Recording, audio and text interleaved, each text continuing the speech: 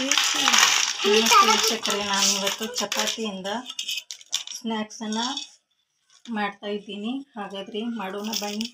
ನಾನು ಉಳಿದ ಚಪಾತಿಯಿಂದ ಒಂದು ಸ್ನ್ಯಾಕ್ಸ್ನ ಮಾಡ್ತಾಯಿದ್ದೀನಿ. ಮೊದಲಿಗೆ ಚಪಾತಿಯನ್ನು ಈ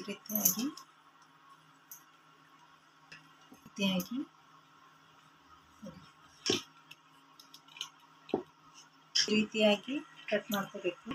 ಒಂದು ಬಟ್ಲು ಕಡಲೆ ಹಿಟ್ಟು, ಹಿಟ್ಟು, ಅರ್ಧ ಅಜ್ವಾಯಿನ್, ಪುಡಿ, ಒಂದು ಸ್ಪೂನ್, ನಿಮಗೆ ಬೇಕಷ್ಟು ಹಾಕಬಹುದು.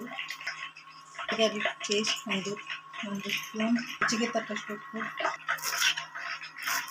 ಕೊತ್ತಂಬರಿ ಸೊಪ್ಪು ಚೆನ್ನಾಗಿ ಮಿಕ್ಸ್ ಮಾಡ್ಕೋಬೇಕು. ಬಜ್ಜಿ ಅದಕ್ಕೆ ಚೆನ್ನಾಗಿ ಮಿಕ್ಸ್ ಮಾಡ್ಕೋಬೇಕು. ಸ್ಪೂನ್ ಕಾರ್ನ್ಫ್ಲೋರ್ ಹಾಕೋಣ. ಎಣ್ಣೆ ಕಾಯ್ದಿದೆ ಇರೋಣ. ಚಪಾತಿ ಪೀಸ್ ಕಟ್ ಮಾಡಿದ್ದನ್ನು ಇದರಲ್ಲಿ ಹಾಕಿಬಿಟ್ಟು ಇನ್ನೊಂದನ್ನು ಫ್ರೈ ಮಾಡ್ಕೋಬೇಕು. ಎರಡು ನನ್ನ ಚಾನಲ್ಗೆ ಸಬ್ಸ್ಕ್ರೈಬ್ ಮಾಡಿ, ಫ್ಯಾಮಿಲಿ ಮೆಂಬರ್ಸ್ಗೆ ಶೇರ್ ಮಾಡಿ, ಚಾನಲನ್ನು ಲೈಕ್ ಮಾಡಿ. ತಿರುಗಿಸ್ಕೊಳ್ಳೋಣ. ಹೀಗೆ ಮನೆಯಲ್ಲಿ ಚಪಾತಿ ಉಳಿದಿದ್ರೆ ಈ ರೀತಿ ಮಕ್ಕಳಿಗೆ ನೀವು ಮಾಡಿಕೊಟ್ರೆ ಈ ಟೈಮ್ಗೆ ತುಂಬ ಇಷ್ಟಪಟ್ಟು ತಿಂತಾರೆ.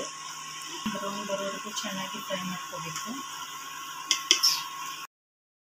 ಒಂದು ಪ್ಲೇಟಿಗೆ ತೆಗೆದುಕೊಳ್ಳೋಣ.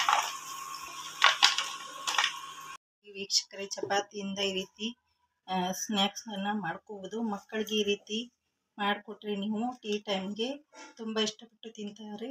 ಎಷ್ಟು ಗರಿಗರಿಯಾಗಿ ಬಂದಿದೆ ಅಂತ.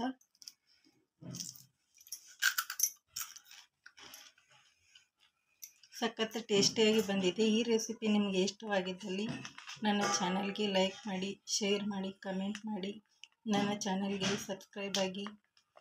ಇದು ಕೆಚಪ್ನೊಂದಿಗೆ ಸಖತ್ತಾಗಿರುತ್ತದೆ. Thanks for watching.